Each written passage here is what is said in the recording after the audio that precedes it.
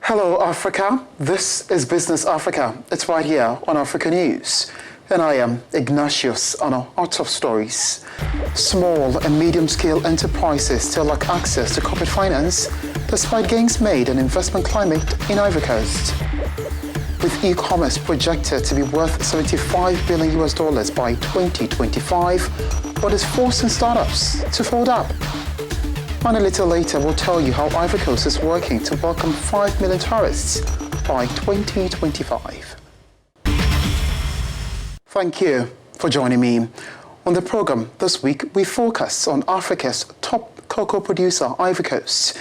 E-commerce is projected to hit $75 billion for some 600 million customers by 2025. Now that's according to a global digital consulting firm, McKinsey and Company. But in Ivory Coast, some leading e-commerce operators have folded up. Afrimarket and Yaatoo are the latest to follow suit. They've both cited the lack of funds for the shutdown. We hear from an analyst. But first, what is forcing the shutdown in a sector considered promising? Jumia is one of the leading companies in the e-commerce sector in Ivory Coast and seems to be thriving where others have failed. The most recent being Afrimarket and Yaatoo. Created in 2013, Afrimarket has successfully positioned itself as a cash-to-goods specialist with customers in France and Africa. And for Yaatoo, the adventure ended after 3 years on the Ivorian market. The startup, which claimed second place behind Jumia, cited a lack of funds to pursue its development, as has Afrimarket. In addition to these companies, Kirawa and Africa Shop also shut down this year. It is a major blow to a sector considered promising. McKinsey and Company, the international digital consulting agency, indicated in a study that by 2025, e-commerce could represent 10% of the retail sales of the largest African economies. There are numerous challenges, particularly the rate of internet penetration and the banking population. Nelson Kitangal is coordinator of the startup ER Protect, based in the Cameroonian capital. Yaoundé, he joins us via the telephone to share his perspectives on the issue. Thank you for agreeing to speak with us, Nelson. Okay. Thank you very much. It's a privilege.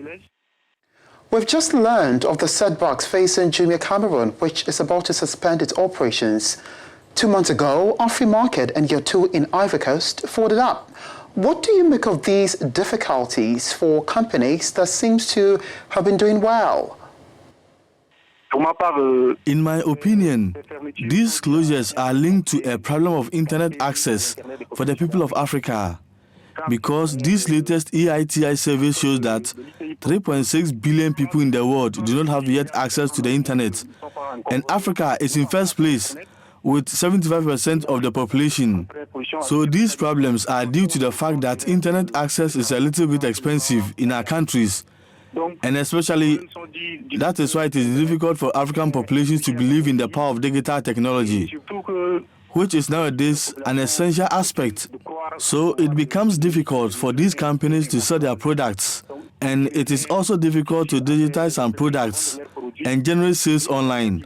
So the investment is there, but it is difficult to get a return on them. Now, the two companies in Ivory Coast mentioned difficulties in raising funds to develop with a promising industry. Is this not rather inconsistent? It is true that e-commerce is a promising sector because many people nowadays have access to the internet.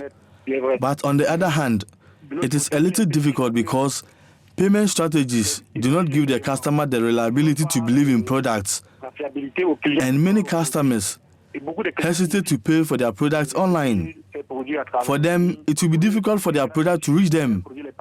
Sometimes they fear they would be duped of their monies, especially when they cannot see the person physically.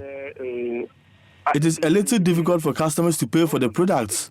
So companies find it difficult getting returns on their investments. So in my view, we must help change the perceptions in Africa in this regard.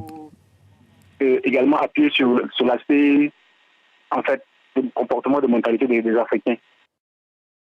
Nelson, finally, what do you recommend as the best strategies to maintain operations in the short term to be profitable? Pour ma part, il faut... I believe we must first raise awareness on behavioral and mentality change. So it can be a mass awareness or a door-to-door one. First of all, we must make people understand the importance of digital technology because the world has become a global village. Now they have to believe that it is possible to pay for their products online, whether it is outside or in the same country or city. Countries should slightly reduce internet access rates and also promote initiatives.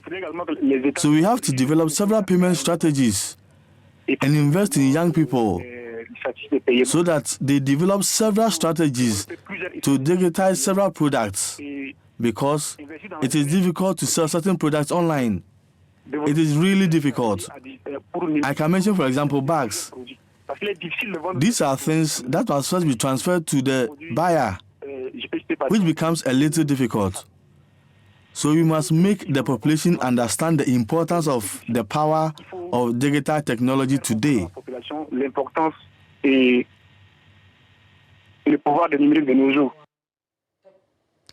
We appreciate your time with us, Nelson. Thank you.